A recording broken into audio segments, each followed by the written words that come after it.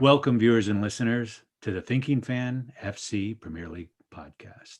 Each week, we get together with our besties who are current pro players, real coaches, academics, and stat heads. Today, I'm joined by soccer analyst Harshal Patel, coach David Seymour, and professional footballer Dre Fortune.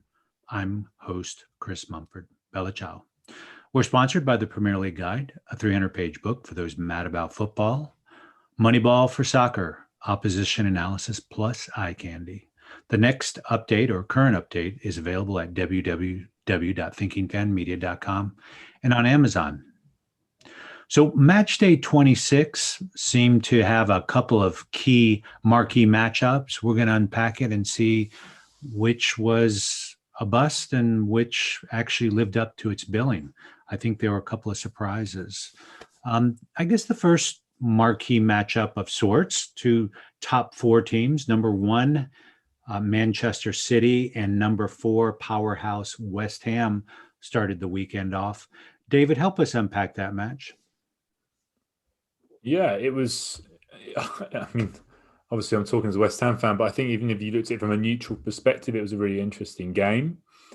I think West Ham defended pretty well throughout. I know, restricted City to pretty low percentage shots.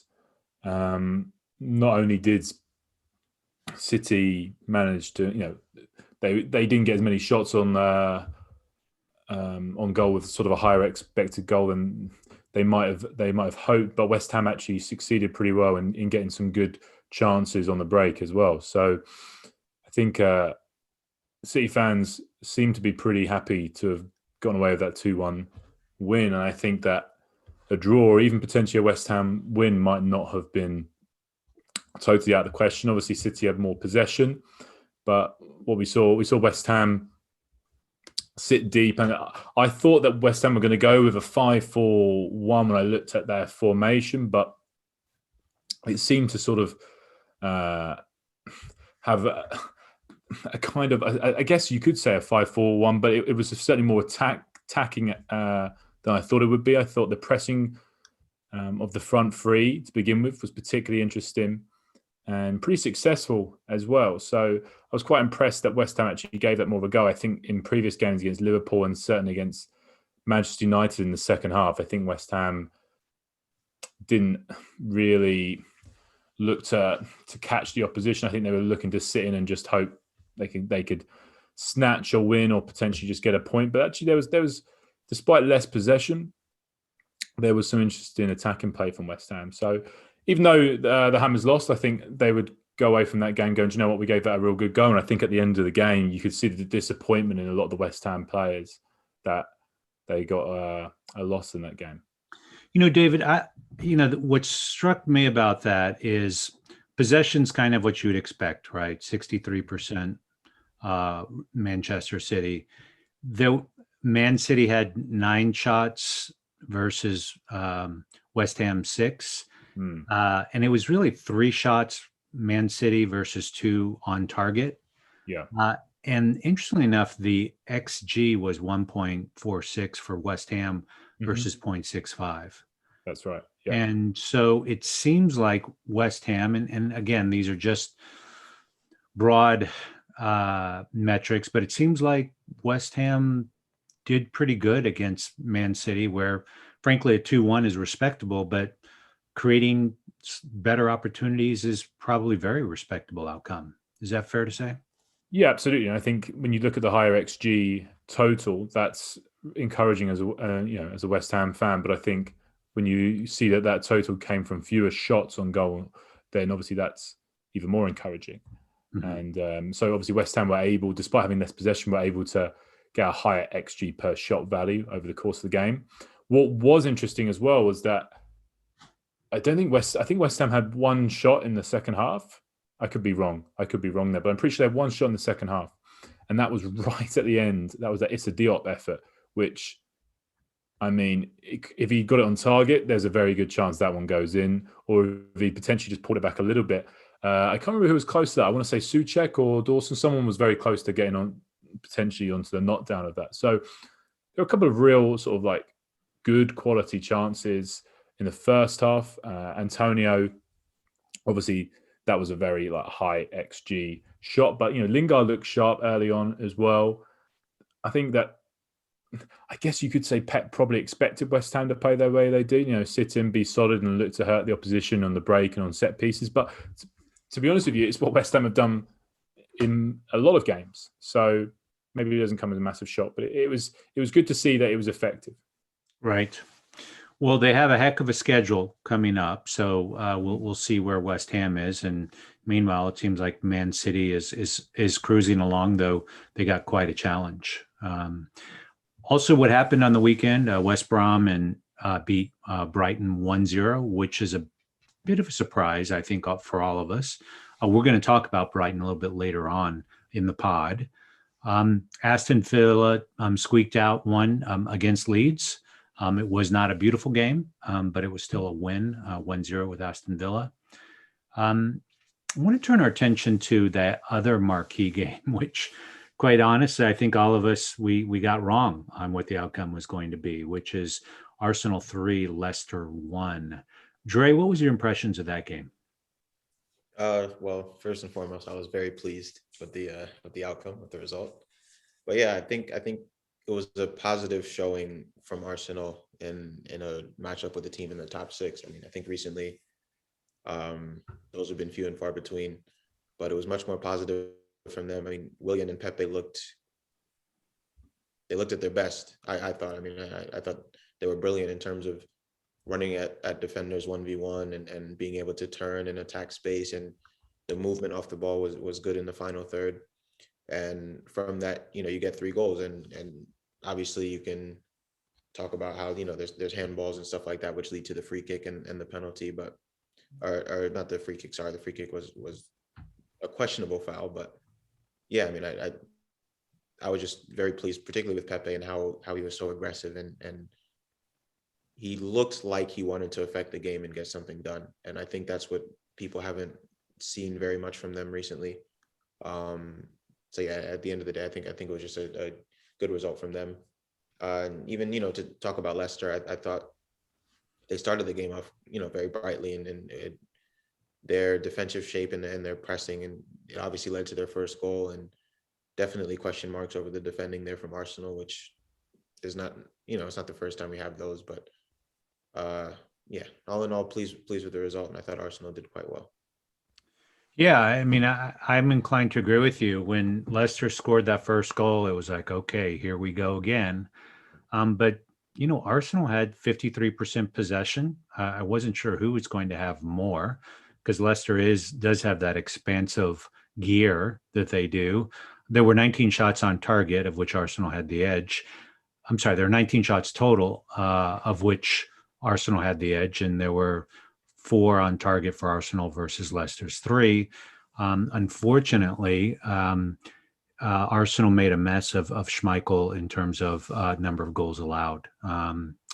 Harshel, any thoughts on that match? Yeah, I was a little surprised with the lineup that Leicester put out, because in terms of Brendan Rodgers going for a 4-4-2, he's not done that too often. He's played with a back 3 a lot this season. Then when he got most of his defenders back fit, he went back to the sort of favored formation, which is a 4-2-3-1. Mm-hmm. Maybe because they don't have James Maddison fit enough at the moment, they didn't have somebody to play as a number 10. He moved to a 4-4-2, but it didn't work because, I mean, yes, their pressing did lead to the first goal, but I thought for the rest of the game, it was a little bit. It wasn't working. There were a number of times where Arsenal were able to play through the press, and there was a lot of space between the lines, between the midfield line and the defensive line, that Arsenal were then able to take advantage of. I thought, especially in the first half. So I thought Rodgers maybe got that wrong a little bit in terms of, if not the formation, the space that there was there between the lines, and that's probably something he'll want to work on. And Leicester are in the top 4 at the moment, but again, there's a huge chance that, there's a huge danger that they could fall out of the top 4 in a very similar manner to how they did last season, because Harvey Barnes is injured now, and they're not going to have him again for now, apparently the next 6 to 8 weeks, and he's been a huge part of their attacking play this season. So Maddison's obviously still coming back to fitness. I'm not sure when he'll be back, but if they're not going to have Maddison, they're not going to have Barnes. for some time. So I wouldn't be surprised if, again, come the end of the season, we're sitting here talking again about how Leicester had a brilliant, say, 50% to 60% of the season, but fell away towards the end and finished outside the top four. And that's a real danger, I think. Yeah, so I'm inclined to agree with you. What we thought may happen indeed has happened, except that it's not Vardy, whom we thought was probably the most likely suspect. Dre, what's your sense of how Arsenal could finish up here? I mean, are they starting to bang on the door a little bit in terms of they're in 10th place right now?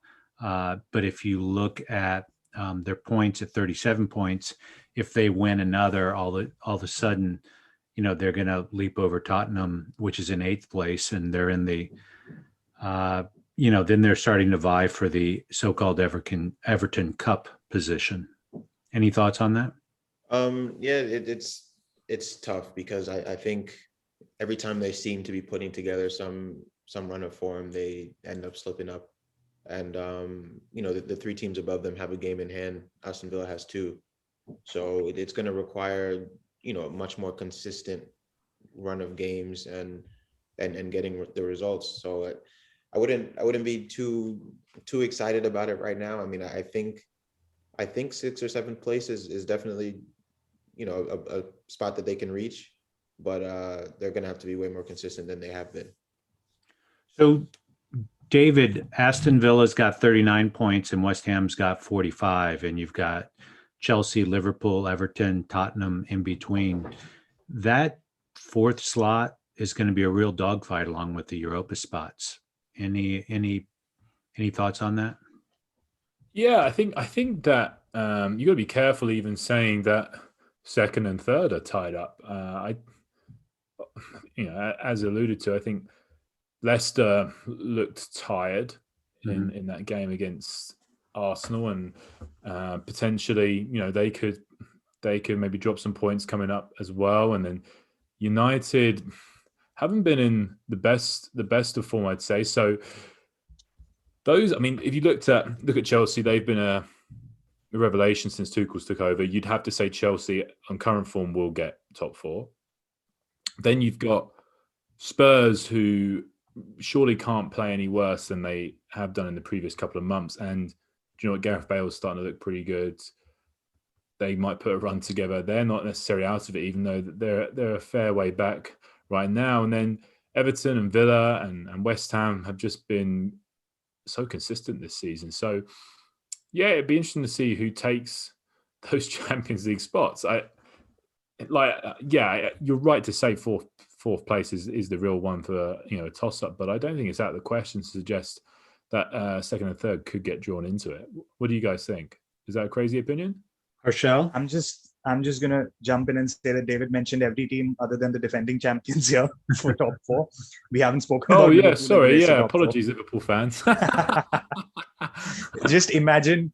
I mean, I don't think anybody could have imagined that we won't even be mentioning Liverpool in the race for top 4 the season after they won the league. And if we're talking about Chelsea, I do think Liverpool will definitely put a run of form together. Yeah, I mean, I'm not deluded. I don't think West Ham will get top 4. So I think Chelsea, Liverpool, Liverpool got a great shout. Who knows? I mean, what do you guys think? Do you think United and Leicester are safe in that top 4? Not by any means. I don't think so, no. So, I mean, the thing is, I was looking at something related the other day. Obviously, City are on an absolute crazy winning run at the moment. They could probably, if they go on winning, they'll get the European record, which is at 26 at the moment. They're at 20.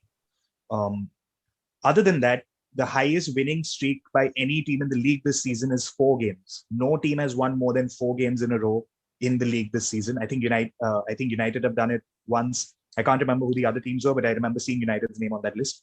A couple of other teams have done it have basically won 4 games in a row. So no team has been able to put together a sustained winning run. And I think that's going to continue for the rest of the season. So what's going to happen is that, I mean, nobody has been able to, be sort of pull away in that sense. Even if you look at the table right now, United are 5 points clear of West Ham in 4th place. And that's not a huge margin by any means, especially given how United haven't been that solid. So I absolutely agree. Even 2nd and 3rd are still up for grabs. Fourth, A lot of obviously, those definitely teams is. still have to play each other as well, don't they, Harshal? Yeah. So it could be some really interesting games. It's going to be coming. quite as Chris said, it's going to be an absolute dogfight, and I obviously I don't think that's going to be just for the fourth place. From second to fourth, like every Champions League spot, other than obviously the champions, is going to be very hard. What's mad as well is that there will be some of these teams that we're talking about who will miss out on just Europe altogether. I mean, even Arsenal as well down there, who are starting to look a lot better as well, Dre. I don't want to jinx it, but you've got right now, if you're looking at a table, you've got Spurs, Villa, and Arsenal all missing out on European football if the table finishes as it was, and if seventh place became a Europa League spot. So, I mean, David, just to jump in, the seventh place I don't think will not be the Europa League spot. There's a new European competition coming in from next season. It's like the second the Europa Conference League, I think it's called. That's right. So I think the team in seventh. It depends on who. I think it depends on who wins the Carabao Cup. So no, you're absolutely right, and I've read about that. Yeah. And I thought, you know what, Yeah. I quite fancy that as a West Ham fan. We might actually. Now the great thing about the Europa Conference is that everybody gets a participation medal. David, I just want to remind you that Arsenal makes Europa League again after they win Europa League, or they make Champions League. Oh right, because you're gonna win the Europa League this year, right? You know, last year's FA Cup was the way in. This year they're gonna win Europa, so it's all good. Well, it's going to be interesting. Man City's got, of course, the Manchester Derby coming up. They've got Leicester on the first week of April, and then they have Chelsea on May 8th. I'm omitting, and they've got to play Tottenham in the EFL Cup. So final. So that should be interesting. I can't imagine they're going to trip up unless, they have a Liverpool injury crisis in the coming weeks. So I think we can conclude that is pretty much sorted out. Well, let's turn our attention. Tottenham did beat Burnley 4-0 pretty handily, which is tough for Burnley.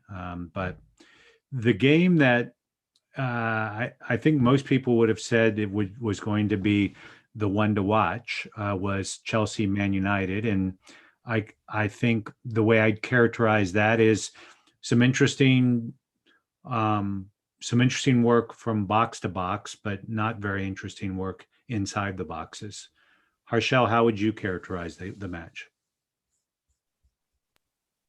As a United fan, the one thing that I was really pleased about was the fact that for the first time in a long time, United's work off the ball, especially the press, looked really good. United were able to press Chelsea extremely well, and that's not something I've seen under Solskjaer. The United's pressing has been very, it's not been a structured press. It's been individual players sort of running after the ball and leaving gaps in behind. But in this game, I saw the first sort of example of a system in place where they were pressing intelligently, sort of setting pressing traps all over the pitch and not allowing Chelsea to progress the ball very easily through the center of the park. So that was something I was really pleased with. And I was also happy with the way the defense largely dealt with the Chelsea attack. I mean, I was a little bit surprised with how Chelsea went with, the makeup of the Chelsea attack, because there was not a lot of pace in there. So United could sort of push up because Giroud, there's no real danger of Giroud running in behind. So you can leave space in behind. I would have thought that, that Timo Werner would have started the game. And in his absence, when you've got Ziyech, Mount, and Giroud as your front three, that's not really going to be an attack that looks to run in behind. So United were able to sort of compress space really well and press well from the front. But yeah, in terms of their own work on the ball, Solskjaer had to go with Fred and McTominay in midfield, partly due to injury. Obviously Paul Pogba is not available, but that has been the pivot he selected in big games, and it is from an abundance of caution that he does this. And it's no surprise that United have, if you look at all the games that they played against Big Six, so-called Big Six teams, they've now, I think it's 4 goalless draws now, twice against Chelsea, once against Arsenal, once against Liverpool. So, and the biggest reason for that is I think United lack a ball progressor in the center of the park when they don't have Pogba. And it's, again, no surprise that Bruno Fernandes has looked has looked poor in these games. And I don't think that's necessarily his fault. It's just that Fred and McTominay aren't good enough to get the ball to him in central areas. The only time Bruno was receiving the ball, excuse me, in dangerous central areas was when he was getting it on the rare occasions that Luke Shaw was going forward, or if he was getting it from Rashford or Daniel James on occasion. But there was no central progression from United either because they didn't have Paul Pogba. So, I mean, 0-0, yeah, it's a good point in the sense that you go to Stamford Bridge and come away with a point. United, I think, are now 7 games unbeaten against Chelsea in the league. So that's also a pretty decent record against Chelsea overall. But they've given up ground to City again, and obviously there's no chance they're catching City anymore. And it's a battle for staying in second now for United. Trey, what was your impression of the game? I thought the game was boring. I thought I didn't really think it had anything to it. I mean, both of these teams have struggled against top teams so far this season. I think Chelsea beat Spurs 1-0. I think that's the only win they've had against a top team, and I don't know if Man U's won any. So I thought, that there weren't too many clear-cut chances created. And I think it was we're just seeing why they're struggling against the top teams. I mean, I think that has a lot to do with it in terms of, like Harshal said, progressing the ball forward and creating opportunities. I thought was a big issue. Chelsea obviously had the best chance of the game with Ziyech, I thought. A big save there to keep it at 0-0. But yeah, I didn't really think the game had much to it. I thought that Reece James chance was a pretty clear-cut chance as well. I thought it was a fantastic block from Luke Shaw. I mean, like next level block from Luke Shaw. That was Matrix stuff. So, David, why, how was it that both of these teams, which have so much star power as strikers, how were they struggling in the box? Was it just the defenses were that great, or what's going on? That's a good question. It's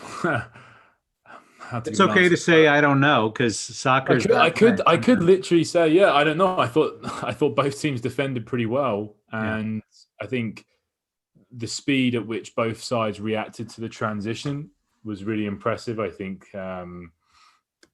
neither side really got caught out particularly poorly, like in either of the sort of in the transition. So yeah, you could put it down to that. I just thought tactically it was a pretty cagey game, and I personally find that kind of game quite interesting. And I understand it's not for everyone, but I still can't get my head around the fact that there were 27 shots, 10 of which were on goal, and 0 goals were scored. Right? I mean, that's a head scratcher. Neither side registered an expected goal value over 1 for the game, right? No, it was 0.98. You're right, 0.98 for Chelsea and 0.48 for Man United. So even though they're 27 shots, you had 1.5 goals expected out of that, which is I think that's potentially where, like, XG obviously isn't a perfect system. And I think when you're taking a high volume of shots, obviously you said loads of shots, they all have, a relative amount of like XG value. And however many shots did you say? So how many shots did Chelsea have? Was it? Chelsea had 6 shots on target, 16 total. So 16 in total that didn't even get above 1. I mean, at 0.98, you'd say, they should have scored 1 goal, but 16 shots is a lot of shots. That's a lot of low XG chances, isn't it? Yeah. I think that's a big thing as well. I think that's part of. I mean, obviously that has a lot to do with why they're continuing to struggle against top teams, because when 2 teams are defending as well as both of these have, the opportunities are going to be few and far in between. You have to be able to create at least 1 or 2 to go away with, a 1 or a 2-0. Would you say, and would you say that result was a better result for Chelsea than it was for Manchester United? I think so. Do you think it's equally poor? Well, I mean, based on the game or based on the general, either or. I think walking away from the game, I felt like Chelsea would have been more disappointed not winning, just based on what they did manage to create.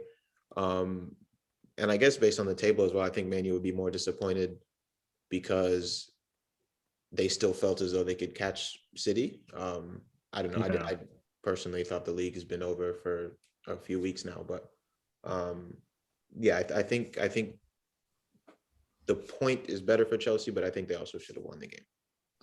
Yeah, it's interesting because like so you look at Tuchel's run at the moment, he's still undefeated, and I guess a draw against United isn't the worst thing in the world if they're going to continue beating the other teams that they're facing. But United have had a couple of results recently that are games that you would expect them to win. So, the West Brom draw, that high-scoring Everton draw, and even before that, I know back in January they lost to Sheffield United. So there's like a couple of dodgy results, and those are games right now where the way that Tuchel's got Chelsea playing, you would expect Chelsea. Well, maybe Everton might be a more difficult one, but certainly you're expecting Chelsea to win most of their games at the moment the way they're playing. So I wonder if, you're right. I think Chelsea maybe just edged it or whatever in that game, but if they're getting a point against United but beating everyone else, Tuchel's probably not too concerned as long as they're not dropping points to teams above them. I think they'll finish second. I'm just going to throw that out there. I like that. Do you know what? I'm going to back you on that. I'm going to second that motion. Let's go for it. Let's double down. You heard it here first, listener. So yeah, and I will say, kind of getting back to in the box. I mean, there was that one header where Giroud, 2 inches either way, would have led to a goal or led to a split skull, and I guess much like American football, soccer can be a game of inches as well. So let's quick note, Liverpool beat Sheffield United 2-0. Nice for those Liverpool fans. Have they got Chelsea this week? On Thursday. That's right. So, I mean, we haven't really spoken much about Liverpool, and I apologise, Liverpool fans. But, hey, if Liverpool win that, then suddenly we're going, oh, yeah, Liverpool will definitely get top 4. Right. Yeah. Well, let's hope it's not another one of those snoozers, 1-1 draws, 0-0 draws. So time will tell on that. Everton did win 1-0 over Southampton. They continue to hold their Everton Cup position with a tenacity that you would expect. Wanted to spend a little bit of time. If we look at the bottom of the table, Sheffield United is pretty much done for. West Brom is going to have to do a bit of a miracle. Fulham is really at 23 points, and then Newcastle and Brighton are tied. And are we also not? Hey, here's a controversial one. Are we saying that Southampton are safe? Oh gosh, they're in free fall. They have. I would say, yeah. I mean, they're 7 points clear at the moment, but you're right, they're in free fall. So I mean, you would think 7 points is enough, but given the fact that they can't buy a win at the moment, and teams around them are picking up points. Burnley, I don't think are safe. Burnley are 5 points clear. So yeah, I wouldn't. I mean, Southampton aren't safe either. They do need to pick up. If Southampton were to go another couple of weeks without a win, let's say, and let's just say for argument's sake, hey, Burnley get a win, maybe Brighton, Newcastle, and Fulham will get a win, or certainly pick up some points. Something that's going to actually start, looking a little bit concerning for Southampton. Yeah, I mean, no one has a worse record of the last 5 matches in Southampton. 4 losses and a tie, or a draw, I should say. I think it's important to look at who they've played as well. That's a fair point. But wanted to circle in on those right in the danger zone, the Newcastle, Brighton, and Brighton in particular. Harshel, Brighton has been kind of the darling of the soccer analytics world, and everyone keeps probably the most repeated analytics term or claim I've heard is that, well, Brighton's been underperforming their XG. They should be a whole lot better. Well, guess what? They're in 16th place. I mean, give us some backstory with what's going on in Brighton. We're at the point in the season now. I mean, so the thing with XG is it's great as a I wouldn't say a predictive tool, but it's great to tell you or for you to try and understand trends and try and see if teams are underperforming or overperforming their sort of goal scoring metrics and whether they can get back to it. But we're at a place in the season now where you have to accept the fact that, yes, obviously Brighton are underperforming XG, but there are definitely some bigger reasons there than just pure luck, because you don't go 26 games, and you're still underperforming your XG by 15, 16 odd goals, and that's where Brighton are at the moment. And there's been a lot of talk on analytics, Twitter, and all of that about why this is the case. Personally, I feel Graham Potter's done a fantastic job in terms of the system he's put in place over the last couple of years, because it's a complete change from the style of play they used to play. They had earlier, under Chris Hughton. So it's a complete change in that sense. They're a much more possession-based side. They try and create opportunities through sort of sustained spells of attacking. They're very intelligent in terms of how they set up. Formations can change within games, let alone between, game to game. They can go from a back four to a back three pretty seamlessly. They've got players who can play multiple positions. So they've got all of that going for them, but obviously they're having a real struggle in terms of scoring goals. And I feel one of the biggest reasons for that is simply that their strikers aren't good enough. Neil Maupay, who has been their sort of lead striker in the league for the last couple of seasons since he came in from Brentford, he's got 7 goals in the league at the moment, and according to Understat, he should have had 11. His XG is at 11.23. He scored 7 goals, so he's underperforming by about 4.5 goals or so. Last season, he underperformed his XG as well, and that's been a trend with him throughout his career. And I mean, if you look at some of the other sort of numbers, and this credit goes to Luke Griffin on Twitter, from whom I'm taking these numbers, almost he's had nearly 47% of his shots that he's taken in the league this season have been blocked. And that's that's a ridiculous number for a striker. To have nearly half the shots that you take to be blocked suggests that you're either not getting into good positions, or that you're getting into good positions, but you're taking too long to take a shot off, which means that somebody's coming in and making the block. And I think it's the second scenario that's been more prevalent with Maupay in particular, because the sense I get is that he's an instinctive finisher, that it's almost a case of that if he has a lot of time to think, whereas if he has time and space on the ball, or if maybe he has the opportunity to take a touch and then take a shot, he tends to maybe either overcomplicate it, or he doesn't put enough power, or he doesn't place it, and it ends up either being blocked or being an easily savable shot for the keeper. Whereas if it's a sort of, say, a cutback that he has to sort of finish first time, or a sort of chance where he doesn't have time to think, it's something he has to do immediately, he's done better. So that's almost led to the argument that maybe Graham Potter is also failing the team in a little bit of a sense, in that Brighton maybe need to start creating the sort of chances that Maupay is better at taking, rather than create these sort of chances where he's not taking them. And I'd love to hear what everybody else has to say on this as well. Dre, what's as a player, what's your take on digesting this and the analytics on that, and the instinctual sort of finisher, that whole approach? What's your sense? I mean, to be honest, when you mention instinct, I think some people just have it and some people just don't at the end of the day. I mean, that's why certain strikers are, at the highest level, because they do so well at making the most out of, small opportunities, small spaces, whatever the case may be. So,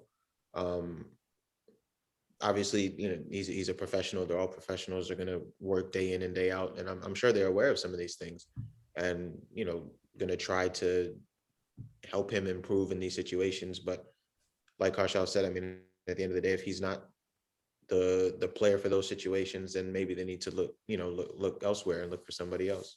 Yeah. David, you've done a little bit of work in preparation for Brighton. I mean, walk us through what the work you've done. Yeah, well, not necessarily the work I've done. I've looked at Instat, and I'll quickly share my screen, and I'll show you what I've looked at. But so we've got the top image here is Brighton's shots from this season, and if we just have a look at the sort of, I guess, the goal scoring zone as such, the closest area to goal, the highest percentage chance of scoring. It's 43% shots on target, which is not great.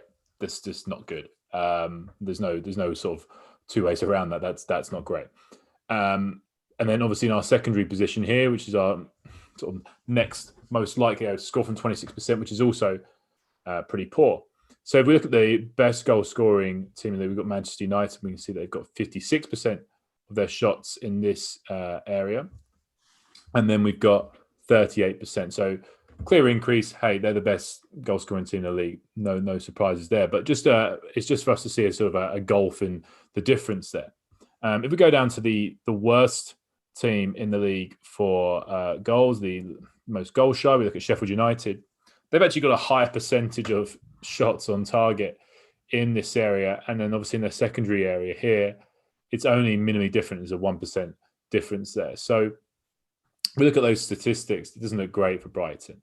If we're talking about Maupay, yeah, what Harshal said is true. And I think that actually it's a culmination of lots of things. I've watched every single shot that Maupay's taken this season. And my general feeling around it is that, yeah, there are times where he takes too many touches. But I think predominantly on the whole, some of his shot selection isn't great. So he will take shots when clearly it's going to be blocked. And so that leads to blocks and obviously taking too long on the ball, as Harshal said as well. So he's spot on with that. The way that Brighton play, though, my friend Harry Brooks, who often likes to put some sort of big opinions out on Twitter, he got hounded for essentially suggesting that maybe Potter has a role to play in these. It's not just on the forwards, and actually, I don't think that's a terrible opinion too. And I think that if you watch Brighton play, I personally think that they're playing the final third. I don't think they stretch the opposition particularly well, which means that it's simple enough for the opposition to get lots of players behind the ball, and again, lead to a less likelihood of you finding space in the box. Neal Maupay basically scores goals exclusively either from the penalty spot or in the 6-yard box. So if your centre forward is a poacher, he's best within that 6-yard area, and you're not necessarily stretching the opposition particularly well. You're not creating those chances where he's arriving into these areas without a lot of pressure, then that's an issue too. Now, he's not to blame as well. There have been chances that he should have taken this year, and that is an issue. But I think that for us to just go, hey, Neal Maupay needs to be better, there's certainly more to it. And I think it's a culmination of things. If we're looking at statistics for this season, Y-Scout has Brighton underperforming their XG by, I think, 20, which is like almost unheard of. And that's obviously a massive concern. But Brighton have the lowest shots on target percentage this season in the league. I think it's 30.1%, which is really poor. So they're not even hitting the target at times, which you would probably say, hey, okay, that's coming down to the goal scorers. That's maybe the most obvious thing there. But then for shots taken, I think they've taken the 5th highest amount of shots in the league. I could be wrong on that one, but I'm pretty sure they've taken the 5th highest amounts of shots. And yet they've got the lowest percentage. So there's an issue there as well. They've hit the post, the second highest amount. They've hit the post 12 times this year. West Ham hitting the post 13 times. So potentially there is some bad luck there as well. So, when we talk about XG, we often think about Jurgen Klopp's last season at Dortmund. I'm pretty sure it was his last season where things went terribly wrong. And Christopher Biermann covers it particularly well in his book, Football Hackers, where he talks about this period of time and that actually if the Dortmund board had looked at the expected goals value, they would have gone, hold on a second, we've been very unlucky this year. So when we look at XG, we instantly go, they've either been unlucky or the forward's been poor. And I think it's probably a culmination of both. But nevertheless, I think that Harry's tweet talking about Potter definitely actually has some credibility that potentially the build-up play hasn't necessarily been great in creating these high-quality chances. Oh, and it should be mentioned as well that Neal Maupay's actually got fantastic movement as well. So whether or not we're talking about his finishing, I actually think Maupay's movement off the ball is very good. And he's potentially got himself into positions to shoot that maybe another forward wouldn't have done. So Well, and I think that the statistics bear that out. I mean, if you look at the Y Scout numbers in terms of successful attacking actions per 90 minutes, he's ranked 20th in the Premier League at Okay. 2.55. So, even though he's underperformed in terms of goals scored, there are a lot of other things he does, a la Firmino. Um, Drea, what's your sense? You look at their underperformance really in kind of the optimal area, which broadly speaking is between the sticks, maybe a little wider the sticks, between the 6 and the 18-yard line. That's where most goals are scored. How does a coach translate the need to score more from there to a player besides you need to be there? Help us unpack how a coach translate, and then how does a player process that and then actually start to manifest it? Yeah, I think there are a couple different layers to it. I mean, obviously, first and foremost, like you said, like you do have to be in the space to, you know, both create and take advantage of the chances.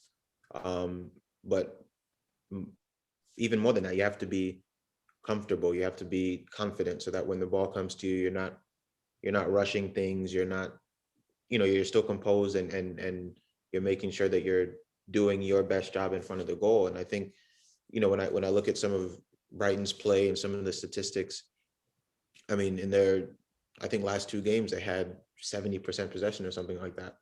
When you have the ball that much, you have to be able to really break teams down to create opportunities, because at the end of it, they're just going to sit back and they're just going to, form walls and make it really difficult for you to create those opportunities and those clear-cut chances that you want. So you just have to be even more clever and really take advantage of, okay, I have this little bit of space. Can I, bend it around the defender here, whatever the case may be, to be able to take advantage and get your goals.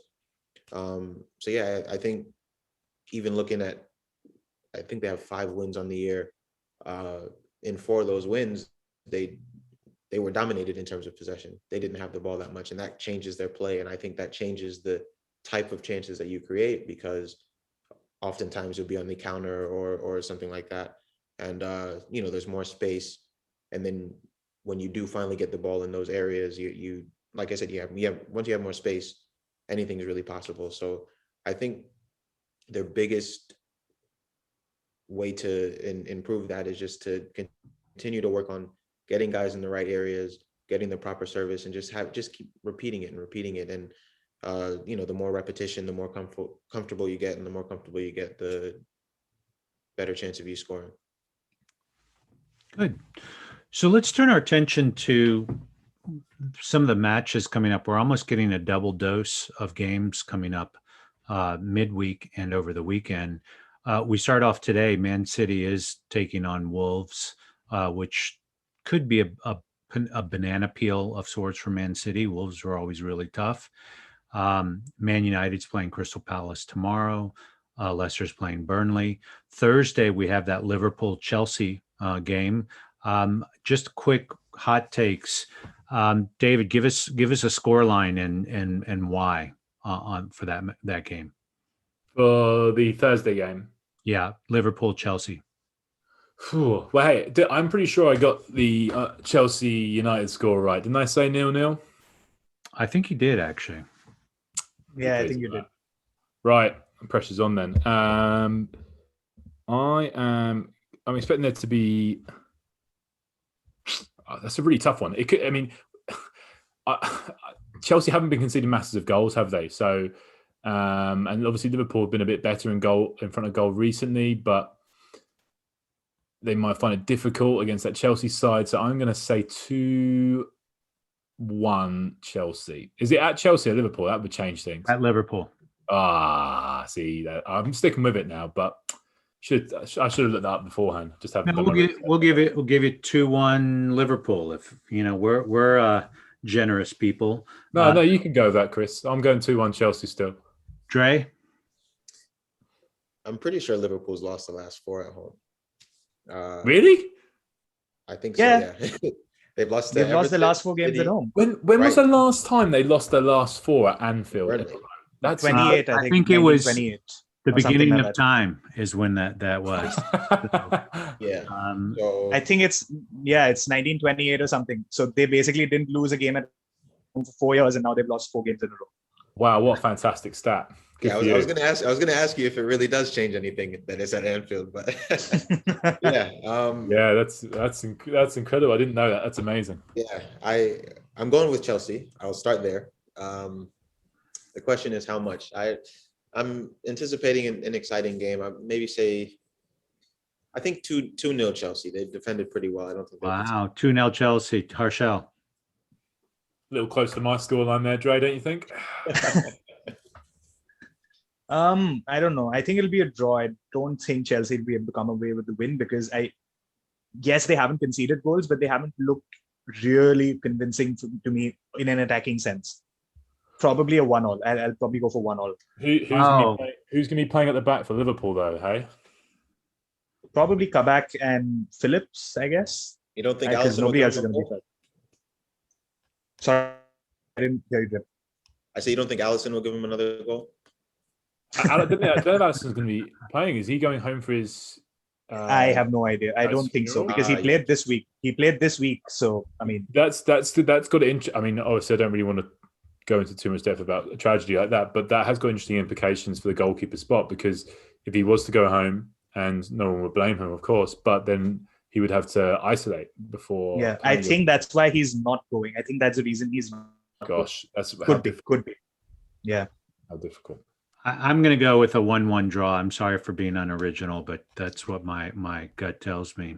As far as the weekend goes, Arsenal is playing Burnley, as well as Aston Villa playing Wolves. Brighton and Leicester City have a tussle. And we've got the Manchester Derby. Any thoughts on predictions, Harshel? I can't see anybody stopping City at the moment, not even United. So United might nick a goal, but probably 2-1 to City. 2-1 City. Yeah. I unfortunately agree with that. David, what would it take for Man United to upset City? They would need to trap him in the locker room beforehand or something. An act of God. Yeah, would be. I don't see it happening. Okay. I'm gonna go bold again because last time it paid off with the PSG game, so I'm gonna say 4-0 City. Wow. Wow. Okay. Okay. All right. Jay, just to see Harshel's face, and I said I that. wasn't going to be far off. I was going to say 3-0. Hey, there we go. I hope you're putting some money on these predictions, David, because You know what, if hey. they pay off.